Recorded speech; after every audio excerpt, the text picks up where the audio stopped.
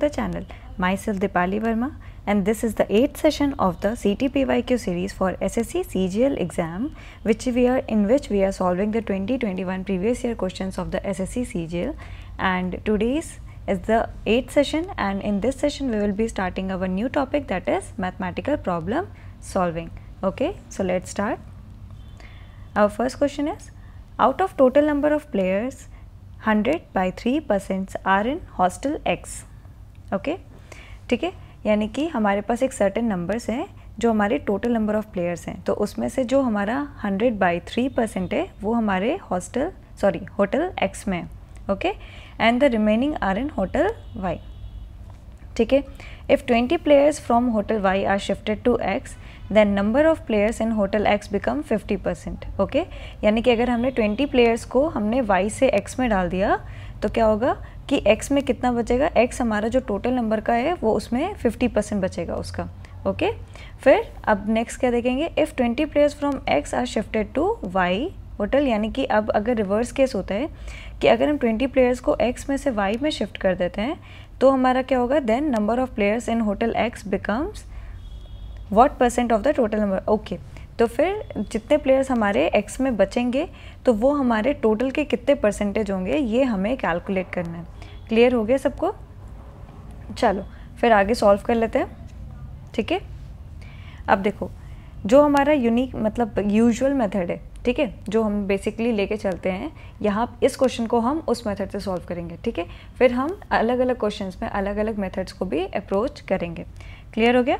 चलो इसको सॉल्व कर लेते हैं. तो सबसे पहले हम मान लेते हैं, let the total number of players is equal to X. ठीक है, तो number of players in hotel X is equal to 100 by 3% of X. ठीक है, फिर क्या होगा कि हमारा number of players in hotel Y will be 100 minus 100 by 3% of X. ठीक है, अब क्या बोल रहा है, सिंस फर्स्ट केस हमारा क्या है, तो यहाँ पे लिख लेते हैं केस 1. केस 1 में हमारा क्या आ रहा है, 20 players are shifted from hotel Y to hotel X. ठीक है, यानी 20 प्लेयर्स कहाँ शिफ्ट हो गए, Y से X में. ठीक है, फिर क्या हो रहा है, फिर क्या है आफ्टर शिफ्टिंग, हाँ अब रिमेनिंग प्लेयर्स क्या है, remaining players in hotel X will B 50% of X. ठीक है, ये चीज़ हो गई हमारी. अब इतना होने के बाद अब गिवन कंडीशन जो है उसको हम लोग लिख लेते हैं. तो since as per given condition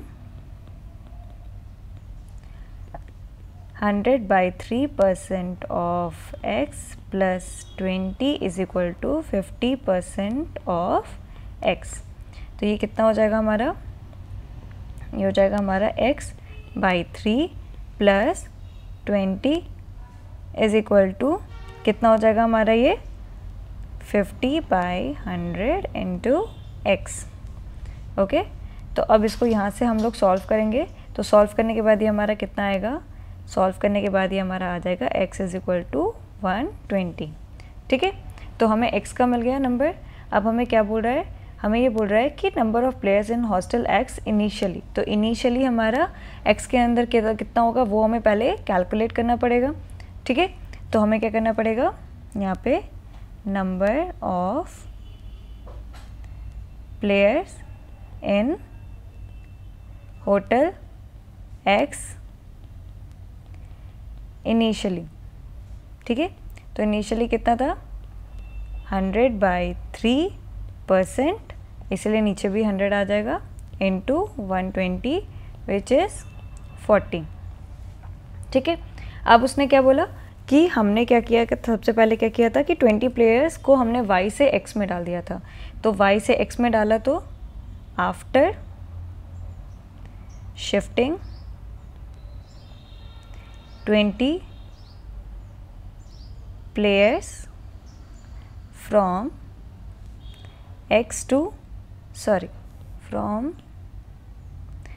y to x, तो कितना हो जाएगा, पहले 40 था प्लस 20 आ गए 60 हो गए, ठीक है। अब उसने क्या बोला था फिर, नेक्स्ट कंडीशन हमारी क्या बोली थी कि केस 2 में, यानी कि हमारा केस 2 में क्या हुआ था, केस 2 में 20 प्लेयर्स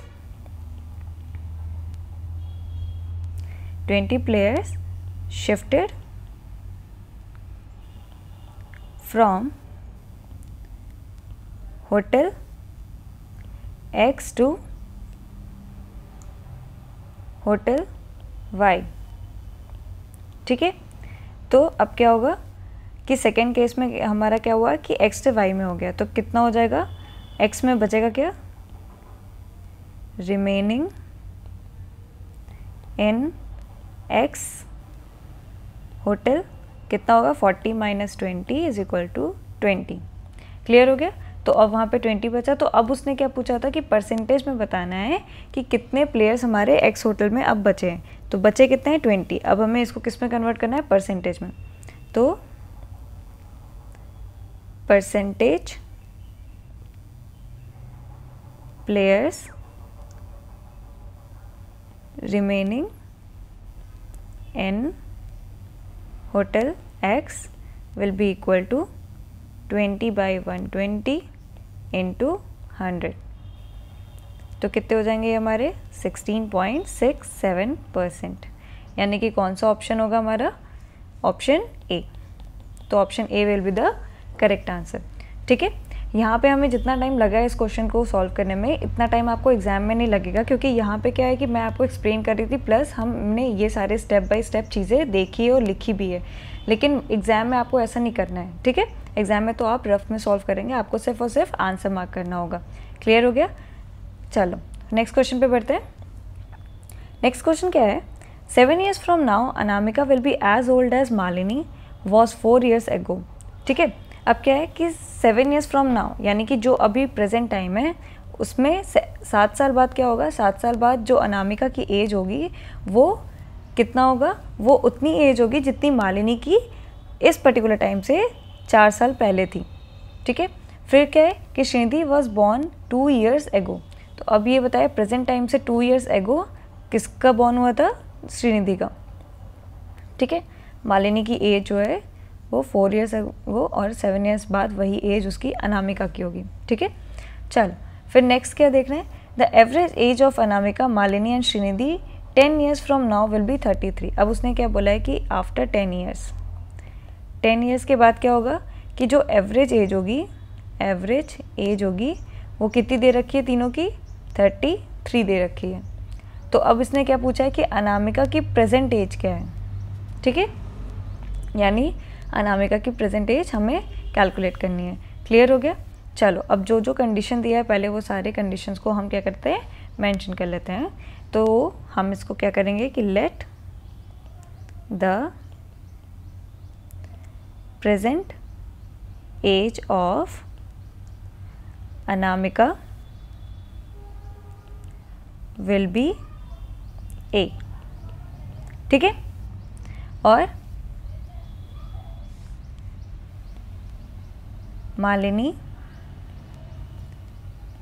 विल बी एम और श्रीनिधि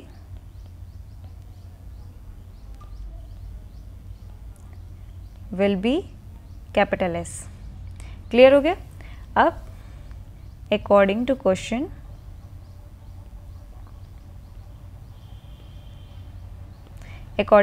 क्या होगा हमारा, जो कंडीशन गिवन थे उससे क्या है कि अनामिका की 7 साल बाद जो एज होगी वो मालिनी की एज कब थी, 4 साल पहले, ठीक है। तो यहाँ से हमें पता चल गया कि मालिनी की एज कितनी होगी, अनामिका की एज प्लस 11, ठीक है। ये चीज़ हमें पता चल गई। अब प्रेजेंट में क्या देख लेते हैं। प्रेजेंट में हमारी अनामिका की एज क्या है, ए है, ठीक है। तो मालिनी की कितनी होगी, मालिनी की एज हमने कैलकुलेट की कि ए प्लस यानी 11 होगी, और श्रीनिधि की एज हमें 2 ईयर्स दे रखी है। तो लिख लेते हैं एट प्रेजेंट, क्या बोल रहे हैं, एट प्रेजेंट हमारी अनामिका की एज ए है, मालिनी की एज ए प्लस 11 है, ठीक है, और श्रीनिधि हमारी 2 ईयर्स की है, ये हमें मेंशन कर रखा है, यानी क्वेश्चन में हमें दे रखा है ऑलरेडी।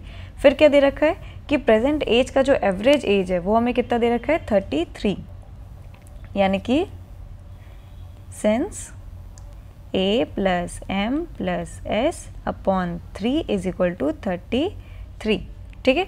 अब इसमें हम, अच्छा यहाँ पे जगह नहीं है, यहाँ पे लाइन ड्रॉ कर लेते हैं, ठीक है, यहाँ पे सॉल्व कर लेते हैं। अब क्या है कि यहाँ पे क्या होगा, हम वैल्यू सबकी मेंशन करेंगे। तो यहाँ पे क्या है कि अनामिका की कितनी एज रखेंगे हम, 10 ईयर्स आफ्टर, यहाँ पे एक बार मेंशन कर लेते हैं, आफ्टर 10 ईयर्स, ठीक है, आफ्टर 10 ईयर्स, ये इक्वेशन है। तो अब क्या होगा कि अनामिका की 10 ईयर्स आफ्टर, यानी a प्लस कितना हो जाएगा, 10, a प्लस 10, मालिनी की a प्लस 11 है तो कितना हो जाएगा, a प्लस 21, और श्रीनिधि की 12 प्लस 12 हो जाएगा, ठीक है। अब क्या है, इसका एवरेज निकालेंगे, कितना होगा, 33 हमें दे रखा है। तो यहाँ से अगर हम a की वैल्यू कैलकुलेट करेंगे तो हमारी कितनी आ जाएगी, 2a plus 31 plus 12 is equal to 99, ठीक है। इसको हम सॉल्व करेंगे तो a की वैल्यू आ जाएगी 28, ठीक है। तो अनामिका की प्रेजेंट एज हमारी कितनी है, present age of Anamika is 28 years. Clear हो गया। चलो नेक्स्ट क्वेश्चन पे चलें। नेक्स्ट क्वेश्चन है हमारा, in a training camp 3 types of games hockey, cricket and badminton were taught, ठीक है। तो 3 कौन कौन से गेम है, हॉकी है, हॉकी को हम लोग H मान लेते हैं, क्रिकेट का C और बैडमिंटन का हम B ले लेते हैं, ओके। तो ये 3 क्या कहते हैं गेम्स हमें सिखाए जाते थे। फिर क्या है कि 14% of the total student received cricket training, यानी 14% को क्या मिली, क्रिकेट ट्रेनिंग। तो क्रिकेट का कितना है, 14%, 22% remaining, 22% of the remaining, 14% of total है, ऑफ टोटल। फिर क्या है कि हॉकी की कितने को मिली, 22% ऑफ रिमेनिंग, ठीक है, यानी क्रिकेट के कैलकुलेट करने के बाद वाला। फिर half of the remaining student receive training for badminton. अब क्या है कि अब जितने बच्चे बचे हैं, ठीक है, इन दोनों में के बाद अब जो रिमेनिंग आया है, यानी रिमेनिंग सेकेंड मान लेते हैं उसको, उसके 50%, यानी 50% of remaining 2, that is minus हमारा क्या हो जाएगा, क्रिकेट एंड हॉकी, ठीक है। ये दोनों को हम रिमूव कर देंगे तो उसके बाद हमारे जितने बच्चे यानी जितने स्टूडेंट्स रह जाएंगे उसका 50% हमारे बैडमिंटन ट्रेनर्स हैं, ठीक है। तो चलो इसमें देखते हैं पूछ क्या रहा है। पूछ रहा है कि what percentage of student did not receive any training in the 3 games, यानी कि इन तीनों गेम्स को मिला के हमारे टोटल जितने स्टूडेंट्स को ट्रेनिंग मिल रही है उसके अलावा ऐसे भी कुछ स्टूडेंट्स हैं जिनको कोई भी ट्रेनिंग नहीं मिल रही है, तो हमें उनका क्या करना है, परसेंटेज कैलकुलेट करना है, ठीक है, कि ऐसे कितने स्टूडेंट्स हैं हमारे पास, ठीक है। अब जैसे हम लोग अभी तक क्या करते हैं, अपना यूनिक यानी कि जो नॉर्मल मेथड्स होते हैं, यानी कि हमने एक्स सपोज किया और ये सारी चीज़ें हमने सॉल्व कर दी, लेकिन क्या है कि यहाँ पे हमें जो बेसिक मेथड्स हैं हमारे मैथमेटिक्स के वो हम अप्लाई नहीं करना चाहे तो भी हम नहीं करेंगे, ठीक है, क्योंकि यहाँ पे हमें परसेंटेज बताना है, हमें नंबर नहीं बताना। अगर हमें नंबर बताना होता तो हमें उसी मेथड से चलना पड़ता, लेकिन यहाँ पर हमें क्या बताना है, परसेंटेज। तो हमारा एक और मेथड है जो हम यूज़ कर सकते हैं और वो है कि हम डायरेक्टली किसी एक पर्टिकुलर नंबर ऑफ स्टूडेंट्स को मान लेते हैं, ठीक है। जैसे कि यहाँ पे क्या करेंगे, यहाँ पे हम एक सॉल्व करते हैं कि let the total number of students be 500। ठीक है, हमारे जो स्टूडेंट्स हो जाएंगे टोटल कितना हम उनको मान लेते हैं, हम मान लेते हैं कि हमारे पास 500 स्टूडेंट्स हैं। अब क्या हुआ, तो अब स्टूडेंट्स जिनको क्रिकेट ट्रेनिंग मिली है, तो स्टूडेंट्स रिसीव्ड क्रिकेट ट्रेनिंग कितने थे वो 14%, तो यानी 14/100 इंटू 500 कितना हो जाएगा ये 70। ठीक है, तो अब रिमेनिंग कितने हुए, रिमेनिंग स्टूडेंट्स यानी फर्स्ट फेज में जब क्रिकेट के लिए गए उसके बाद कितने बचे, तो 500 minus 70 which will B 430। Clear हो गया। फिर अब नेक्स्ट क्या निकालना है, स्टूडेंट्स रिसीव्ड हॉकी ट्रेनिंग। ठीक है, हॉकी ट्रेनिंग, तो अब कितने हो जाएंगे, कितना था हमारा 22% of the remaining in first case. ठीक है, तो 22% ऑफ द 430 कितना हो जाएगा हमारा, ये हो जाएगा 94.6, यानी कि अब कितने रिमेनिंग स्टूडेंट्स R2, यानी कि अब कितने हैं 430 माइनस 94.6, तो कितने बचेंगे 335.4। ठीक है, अब क्या है कि नेक्स्ट हम चलते हैं आगे, तो हमारा कितना हो जाएगा, आगे है हमारा स्टूडेंट्स रिसीव्ड बैडमिंटन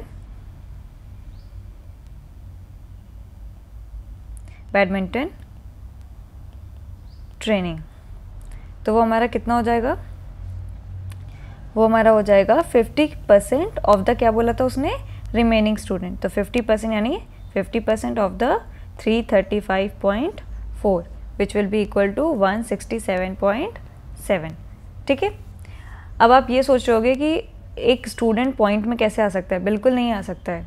ठीक है, नहीं आ सकता है, तो हम क्या कहें यहाँ पे, लेकिन हमें क्या निकालना है, परसेंटेज, तो हमें परसेंटेज हमारा क्लियरली मिल जाएगा, लेकिन ज़रूरी नहीं है कि वहाँ पे जो स्टूडेंट हो वो नंबर उनका 500 ही हो। ठीक है, कोई और नंबर हो सकता है, इसी वजह से हमारा यहाँ पे डेसिमल आ रहा है, लेकिन उससे हमारे आंसर पे कोई फ़र्क नहीं पड़ेगा।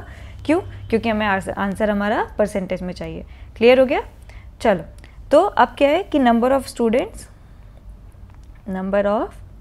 Students didn't received any training,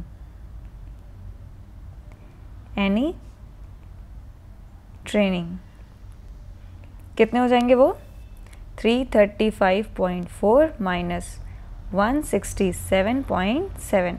ठीक है, तो कितना हो जाएगा ये हमारा, ये हो जाएगा हमारा, तो ये हमारा आएगा कितना 167.7। ठीक है, 167.7। लेकिन अब ये हमारे पास नंबर आया है, हमें इसको किस में कैलकुलेट करना है, परसेंटेज में। ठीक है, तो परसेंटेज ऑफ स्टूडेंट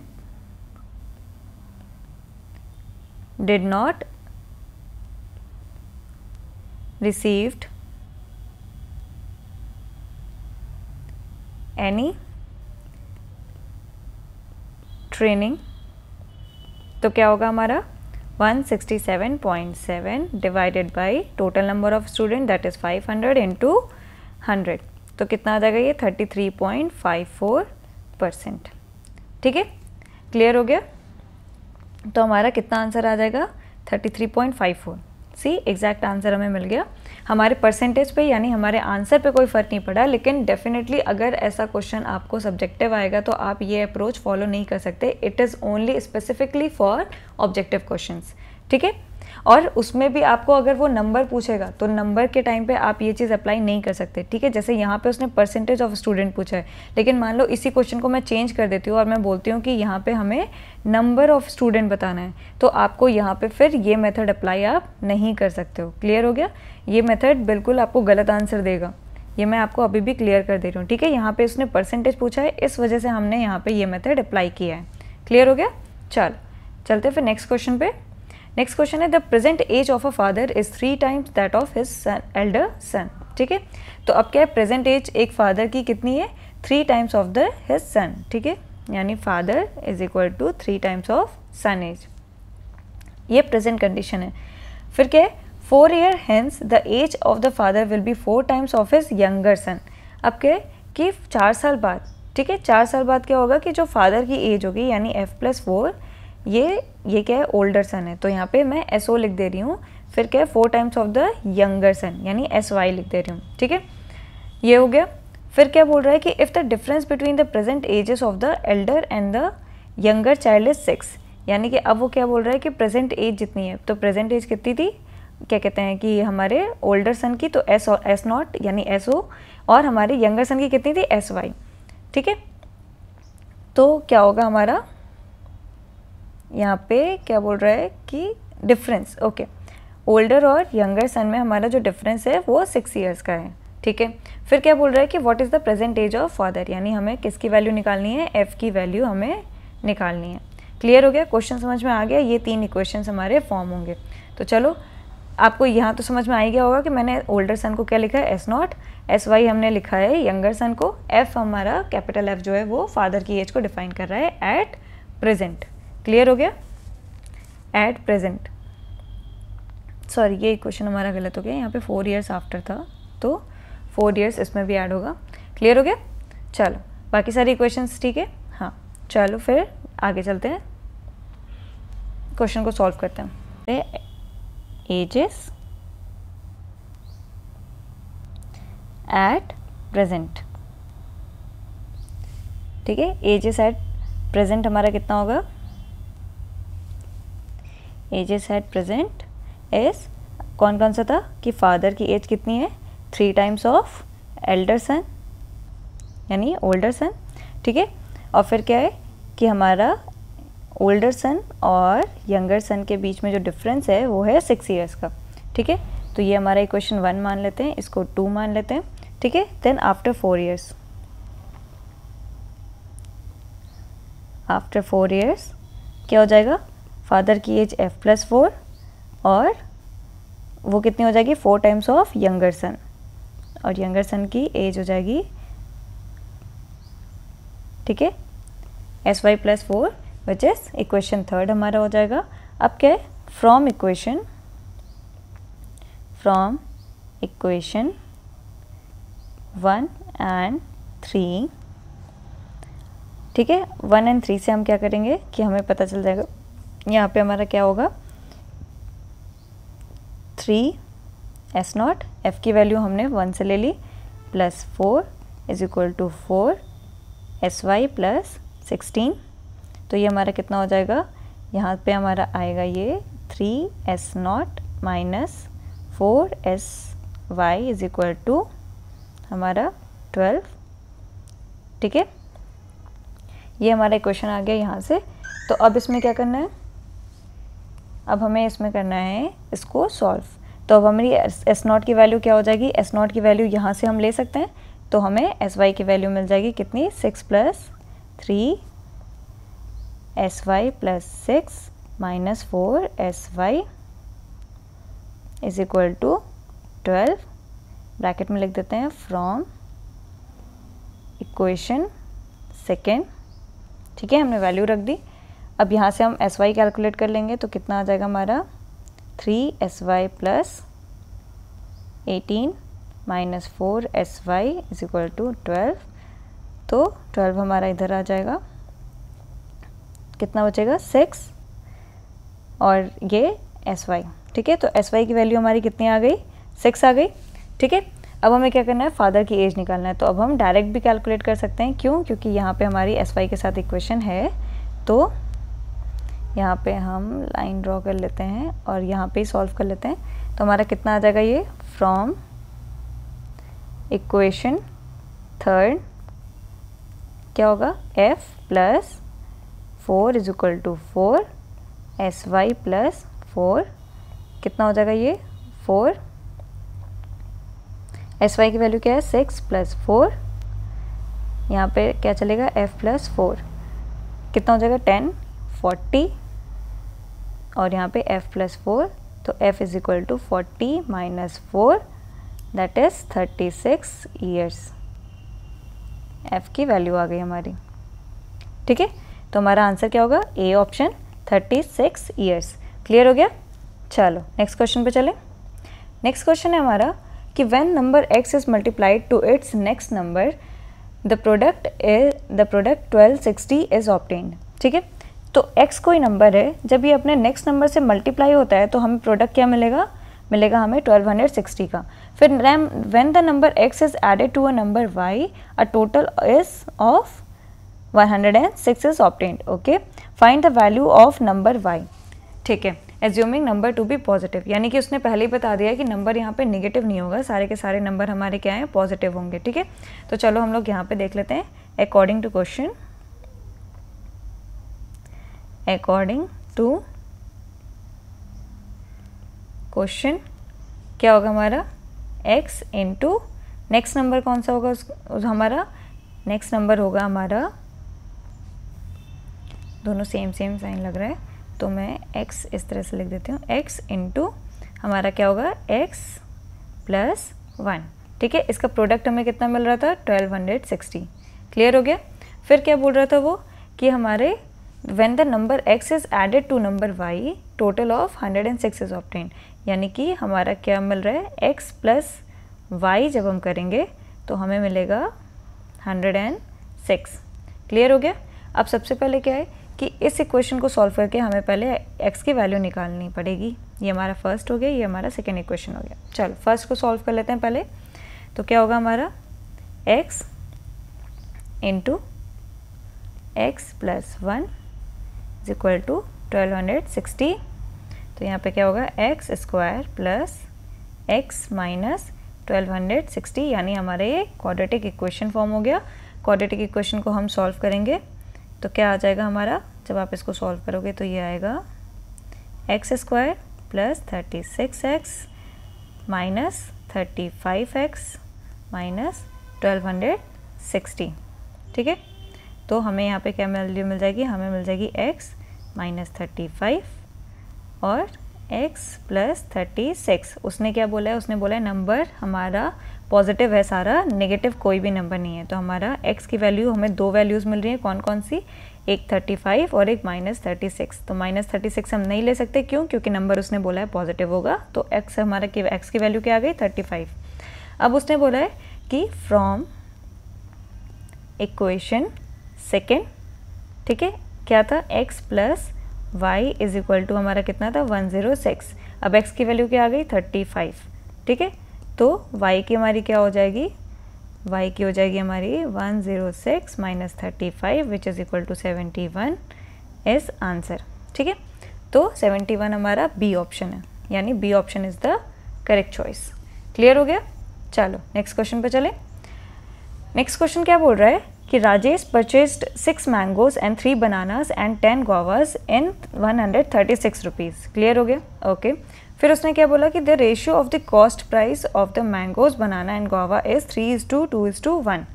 ओके, फिर what will be the total cost of 1 mango, 2 banana and 3 guavas. अब देखो यहाँ पे क्या बोल रहा है, यहाँ पे वो बोल रहा है कि जो हमारी प्राइस है किसके, मैंगोज के, बनाना के और गुआवा के, वो क्या है, हमारे प्राइस 3:2:1 के रेशियो में है। अब उसने, राजेश ने परचेस कितना किया, 6 मैंगोज, 3 बनानास और 10 गुआवास, और उसका कॉस्ट उसको कितना पड़ा टोटल, 136 रुपीज़। तो चलो पहले हम लोग देख लेते हैं कि अकॉर्डिंग टू हमारा क्वेश्चन हमारा क्या है, इसको हम डिवाइड कर लेते हैं पहले। चल, अकॉर्डिंग टू क्वेश्चन क्या है हमारा, mango is to banana is to guava is equal to क्या है हमारा 3:2:1, m/b इज इक्वल टू 3/2 और फिर हमारा b/g इज इक्वल टू 2/1। ठीक है, अब देखो यहाँ से हमें ये चीज़ पता चल गया कि हमारा b is equal to 2g हम लिख सकते हैं। ठीक है, क्लियर हो गया। फिर क्या है कि m/g इज इक्वल टू 3:1, तो यहाँ से हमें ये भी लिख सकते हैं कि m is equal to 3g होता है। क्लियर हो गया। अब उसने क्या बोला है, उसने बोला है कि also given the purchased price of, ठीक है, परचेज प्राइस हमें क्या बोला है 6 mango plus 3 banana plus 10 guava is equal to हमारा कितने में ख़रीदा था राजेश ने 136 रुपीज़ में। क्लियर हो गया। अब क्या करेंगे हम यहाँ पे मैंगो और बनाना को क्या लिखेंगे हम गुआवा के टर्म्स में। ठीक है, तो मैंगो की जगह क्या लिखे 3g प्लस 3 बनाना की जगह पे क्या लिखेंगे 2g। ठीक है, फिर plus 10g is equal to 136। अब इसको हम लोग सॉल्व कर लेंगे तो हमारा कितना आ जाएगा, यहाँ से हमें पता चल गया कि हमारी गुआवा की प्राइस आएगी ₹4, हमारे बनाना की प्राइस आएगी ₹8 और हमारे मैंगो की प्राइस आएगी ₹12। अब उसने क्या पूछा है कि cost of 1 mango 2 banana and 3 guava, तो यानी हमें पूछा है कॉस्ट ऑफ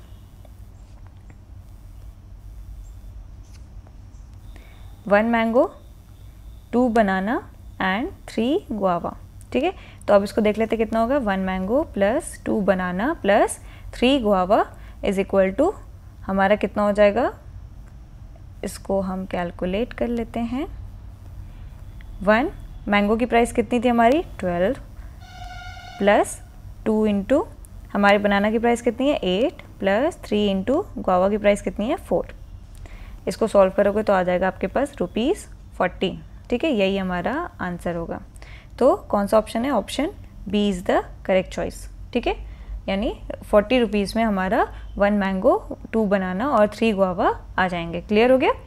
चल नेक्स्ट क्वेश्चन पे चलते हैं।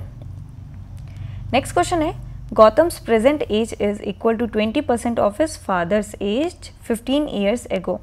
ठीक है, यानी गौतम की प्रेजेंट एज अगर हम जी मान लेते हैं कि गौतम की प्रेजेंट एज हमारी जी है, तो उसकी जो एज है अभी प्रेजेंट वो कितनी है 20% ऑफ फादर्स एज। तो फादर्स एज कब 15 ईयर्स एगो। ठीक है, फिर गौरव्स प्रेजेंट एज, गौरव कौन है, गौतम का ब्रदर। ओके, तो Gaurav's present age is 60% of the father's age 10 years ago. तो गौरव यानी गौतम का जी ए कर लो आप और गौरव का जी यू कर लो। ठीक है, तो गौरव का क्या है, गौरव की एज जो है वो 60% है, सॉरी 50 नहीं 60% है किसकी, फादर की एज यानी प्रेजेंट फादर की एज से 10 ईयर्स एगो। ठीक है, okay.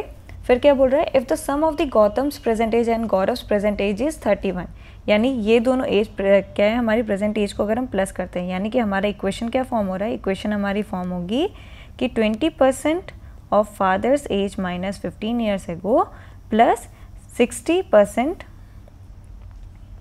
Of fathers age 10 years ago. ठीक है, ये दोनों की एज हो गई और दोनों का सम उसने कितना बोला है 31, तो उसने बोला फादर की प्रेजेंट एज बतानी है, यानी हमें सीधा सीधा f की वैल्यू कैलकुलेट करनी है। क्लियर हो गया। तो इसमें क्या करेंगे हम यहाँ पे 20 यानी कि 0.20 f माइनस सेम हम 0.20 इंटू 15 कर देंगे प्लस 0.60 f माइनस 0.60 इंटू 10 हो जाएगा हमारा। ठीक है, तो ये बन गई हमारी इक्वेशन। अब इसको हमें करना है सॉल्व। तो ये कितना हो जाएगा 0.80 हमारा f माइनस, अब ये दोनों को हमें क्या करना पड़ेगा, सम करके ऐड करना पड़ेगा। ठीक है, तो हम ये सम करके ऐड कर लेते हैं, हमारा कितना आएगा एक बार देख लेते हैं। तो ये चीज़ हमारी आएगी 15, 2 हमारा 30 रहेगा, यानी 15 इंटू 0.20 हमारा ये आ जाएगा 3। ठीक है, माइनस 3, फिर माइनस कितना हो जाएगा हमारा 10 इंटू 0.60 कितना हो जाएगा 6, ठीक है, क्लियर हो गया। 15 इंटू क्या करना है हमें 0.2 करना है और फिर 0.60 इंटू 10 करना है, तो ये हमारा आ जाएगा, ठीक है। तो अब इसको फर्दर सॉल्व कर लेते हैं, यहाँ पे लाइन ब्रेक कर लेते हैं।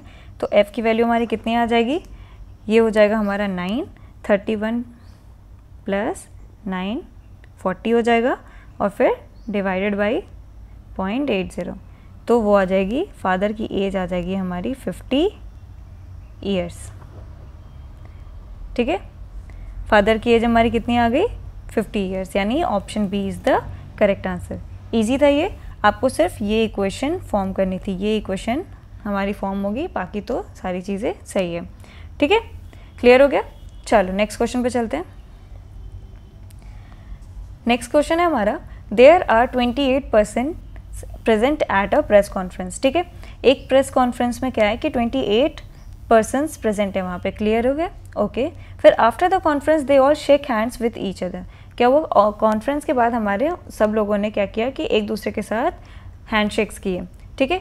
फिर क्या है कि if 7 of them refuse to shake hands at all, यानी अब 28% में से 7 पर्सन्स ने क्या किया, उन्होंने साफ मना कर दिया कि नहीं हमें किसी से भी हैंडशेक नहीं करना है, ठीक है।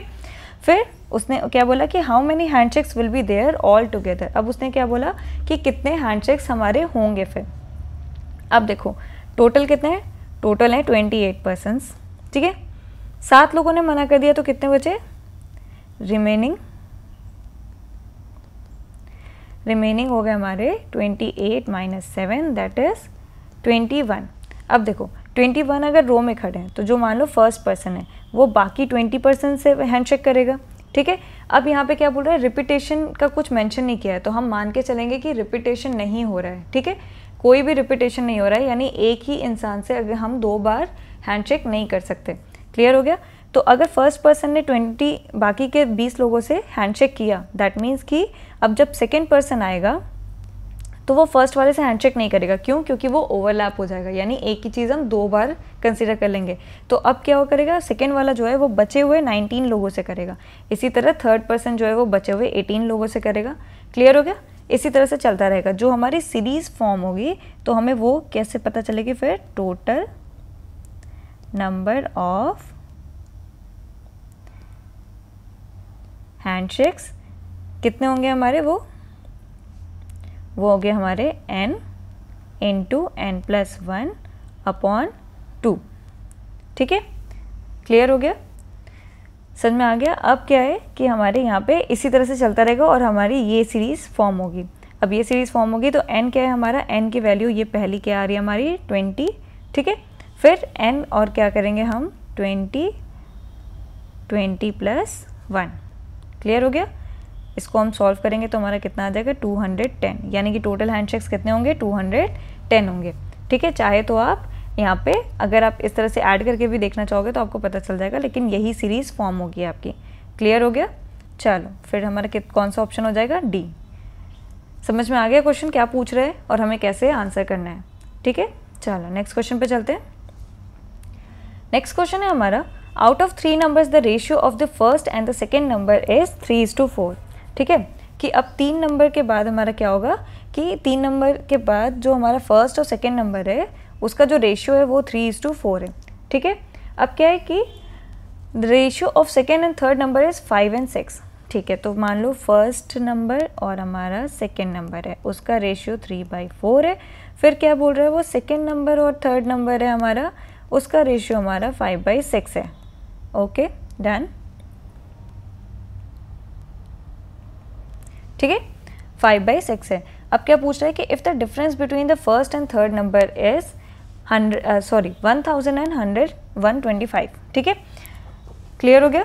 यानी 1125 हमारा कितना हो जाएगा, डिफरेंस है किसके किसके बीच में, फर्स्ट और थर्ड नंबर के बीच में, यानी फर्स्ट माइनस थर्ड कर ले रहे हैं। तो इसके बीच में इसको मॉड में ले लेते हैं क्योंकि हमें डिफरेंस बोला है तो हमें पता नहीं है कौन सा नंबर बड़ा है। तो उन दोनों के बीच के नंबर का जो डिफरेंस है वो हमें कितना मिल गया, 1125, क्लियर हो गया। अब क्या पूछ रहा है, find the average of the second and third number, okay. अब इसने क्या पूछा है कि एवरेज निकालना है हमें किसका, सेकेंड और थर्ड नंबर का। चलो हमें क्वेश्चन तो क्लियर हो गया कि हमें एवरेज फाइंड करना है, सॉरी, ठीक है। तो हमें ये चीज़ पता चल गई सारी इक्वेशन। अब हम क्या करेंगे इसमें कि हमें क्या करना पड़ेगा, हम करेंगे इसको इक्वेशन 1 मान लेते हैं, इसको इक्वेशन 2 मान लेते हैं, ठीक है। चलो इसको आगे सॉल्व करते हैं। तो इक्वेशन 1 को हम क्या करेंगे, हम इक्वेशन 2 को हम माइनस करेंगे, यानी कि second by third minus first by second, ठीक है। अब देखो यहाँ पे क्या है, बेस कॉमन नहीं है, तो हमें क्या करना पड़ेगा, हमें करना पड़ेगा रेसिप्रोकल, यानी कि हम इसको डायरेक्टली माइनस नहीं कर सकते हैं क्योंकि हमारा पर्पस सॉल्व नहीं होगा। तो अब हम क्या करेंगे कि हम रेसिप्रोकल, यानी इसका रेसिप्रोकल लेके वो हम माइनस करेंगे। क्लियर हो गया। तो अब इसका रेसिप्रोकल करेंगे, यानी सेकेंड बाई थर्ड है, तो थर्ड बाई सेकेंड अगर हम करेंगे तो क्या होगा, ये 6/5 हो जाएगा, ठीक है। तो क्या करेंगे हम, third by second minus first by second, 6/5 minus 3/4, ये चीज़ आ गई। अब ये कितनी आ जाएगी, ये अब हमें मिल जाएगी सेकेंड। अब देखो एक चीज़ हमारा और पर्पस सॉल्व हो रहा है कि यहाँ पे थर्ड माइनस फर्स्ट, यानी थर्ड और फर्स्ट का डिफरेंस हमें मिल रहा है। तो ये हमें ऑलरेडी कितना दे रखा है, 1125 by B, sorry by second, ठीक है। क्लियर हो गया। यानी कि हमारा ये क्या है, 1125 बाई सेकेंड हो गया, यानी सेकेंड नंबर हमारा हो गया। तो अब हमें ये कितना मिल जाएगा, ये इक्वल्स टू हो जाएगा किसके, 6/5 माइनस 3/4, ठीक है। अब यहाँ से हम सॉल्व करेंगे तो हमारा जो सेकेंड सॉल्व होके आएगा वो सेकेंड नंबर हमारा सॉल्व होके कितना आ जाएगा, 2500, ठीक है। इस इक्वेशन को हमें सॉल्व करना है, इस इक्वेशन को सॉल्व करेंगे तो हमें सेकेंड नंबर मिल जाएगा। अब थर्ड नंबर क्या होगा हमारा, थर्ड नंबर हमारा हो जाएगा 2500 इंटू 6/5, ठीक है, वो हमारा आ जाएगा 3000। अब क्या पूछ रहा है, अब वो पूछ रहा है डिफरेंस, ठीक है, सॉरी क्या पूछ रहा था वो, हमारा एवरेज, सॉरी डिफरेंस नहीं एवरेज पूछ रहा था। तो average of second and third number will be, कितना हो जाएगा, 3000 plus 2500 divided by 2 which will be equal to, कितना हो जाएगा ये हमारा 5500 divided by 2 which will be 2750, ठीक है। यानी 2750, option A is the correct answer. Clear हो गया, समझ में आ गया सबको। हमने क्या किया, पहले हमने बेस सेम किया, बेस सेम करने के बाद हमने क्या किया कि फर्स्ट और थर्ड का डिफरेंस हमें ऑलरेडी दे रखा था, तो हमने उसको वहाँ से कैलकुलेट करके क्या निकाल लिया, अपना सेकेंड नंबर, सेकेंड नंबर से फिर हमने थर्ड नंबर कैलकुलेट किया, फिर क्या हुआ कि इन दोनों नंबर्स को हमने एवरेज निकाल लिया और वही हमारा आंसर था, हमें एवरेज ही पूछा था। क्लियर हो गया। चलो नेक्स्ट क्वेश्चन पे चलते हैं।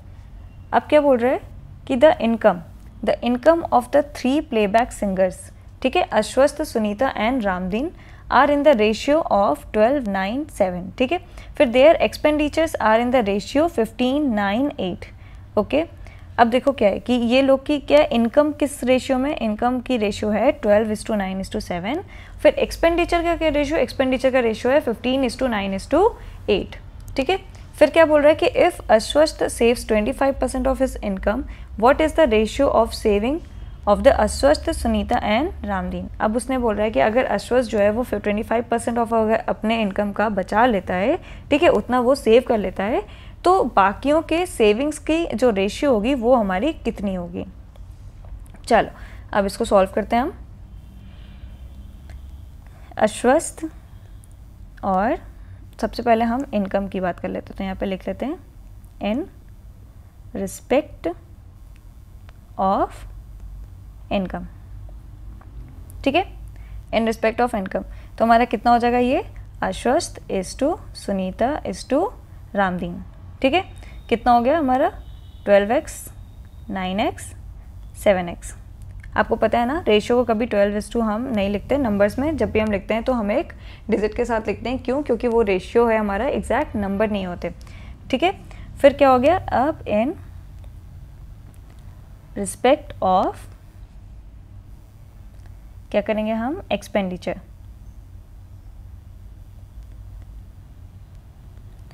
इन रिस्पेक्ट ऑफ एक्सपेंडिचर कितना होगा हमारा, तो क्या होगा ASR, तो एक्सपेंडिचर हमारा कितना हो जाएगा 15y, ठीक है, 9y, 8y।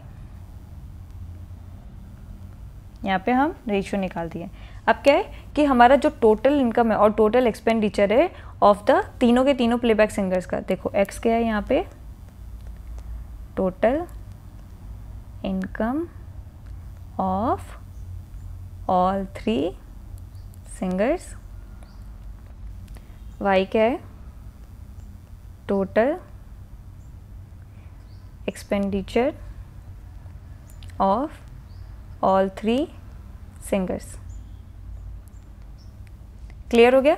अब सेविंग क्या होगी, total income minus total expenditure, ठीक है, तो इन रिस्पेक्ट ऑफ सेविंग कितना हो जाएगा, A का 12x minus 15y, ratio S का 9x minus 9y, ratio R का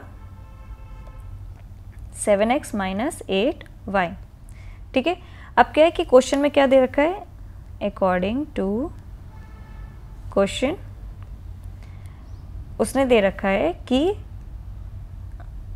हमारा आश्वस्त जो है वो हमारा 25% ऑफ द सैलरी अपनी सेव करता है, तो 25% ऑफ 12x, तो ये हम सॉल्व करेंगे तो हमारे यहाँ से क्या मिल जाएगा, 3x is equal to 5y, ठीक है। ये हमारा इक्वेशन 1 हो गया। इस इक्वेशन को हम जब सॉल्व करेंगे तो हमें मिल जाएगा 3x is equal to 5y। अब हमें क्या करना है कि x की जगह हमें x की वैल्यू पुट करनी है, कौन से इक्वेशन में, जो हमारा इक्वेशन वहाँ ऊपर फॉर्म हुआ था, ये वाला यहाँ पे, ठीक है। अब हम क्या करते हैं, वापस से लिख लेते हैं, क्या कहते हैं, अश्वथ, सुनीता, रामदीन। 12 इंटू एक्स की जगह क्या लिखेंगे, 5y माइनस 3 माइनस 15y, ठीक है। फिर क्या आ जाएगा यहाँ पे, नेक्स्ट रेशियो 9 इंटू एक्स की जगह क्या आएगा, 5y minus 3, sorry 5y minus upon 3 minus 9y, ठीक है। रेशियो यहाँ पे क्या आ जाएगा, 7 into 5y upon 3 minus 8y, ठीक है। ये आ गया हमारा। अब क्या है, यहाँ पे हमें मिल गया कि ये हमारा 5y आएगा सॉल्व करने के बाद, 5y is to 6y is to 11y by 3, ठीक है। अब क्या हो रहा है हमारा, ये चीज़ हमें मिल गई यहाँ पे। अब रेशियो ही पूछा था तो हमारा y कैंसिल हो जाएगा हर जगह से और हमारा रेशियो हमें मिल जाएगा। अब 3 है तो 3 का क्या करना पड़ेगा, हम 3 से पूरे इक्वेशन को इंटू कर देंगे तो ये कितना आ जाएगा, 15 is to 6 is to 11, sorry 6 is 18, okay. यहाँ पे ये 18 होगा, 15 इज़ टू 18 इज़ टू 11। तो क्या हमारे ये किसी ऑप्शन से मैच कर रहा है, चेक करते हैं। हाँ, ऑप्शन सी से हमारा ये मैच कर रहा है। दैट मीन्स कि यही रेशियो है जिसमें ये लोग की सेविंग्स होगी। तो सेविंग की रेशियो क्या होगी, दिस इज द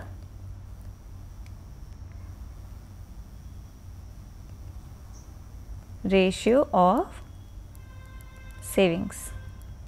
क्लियर हो गया, यही हमें कैलकुलेट करना था। समझ में आ गया सबको। चलो नेक्स्ट क्वेश्चन पे चलते हैं। Okay, this was the last question. चलो फाइन, आज के लिए बस इतना ही, ठीक है। आई होप आज का सेशन आपको पसंद आया होगा और अच्छे से क्लियर भी हुआ होगा, ठीक है। और अगर आपको मैथमेटिकल प्रॉब्लम्स क्या कहते हैं, मैथमेटिकल प्रॉब्लम्स में आपको फास्ट सॉल्विंग करनी है तो आपको क्या करना पड़ेगा, आपको घर जाके ज़्यादा से ज़्यादा क्वेश्चन सॉल्व करने पड़ेंगे, जिससे आपके मैथमेटिकल बेसिक कैलकुलेशंस जो होती है, यानी एडिशन, सब्ट्रैक्शन, मल्टीप्लिकेशन, ये सारी आपकी फास्ट हो पाए, इसके लिए आपको ज़्यादा से ज़्यादा प्रॉब्लम्स को सॉल्व करना पड़ेगा, ठीक है। चलो आज के लिए बस इतना ही। Thank you.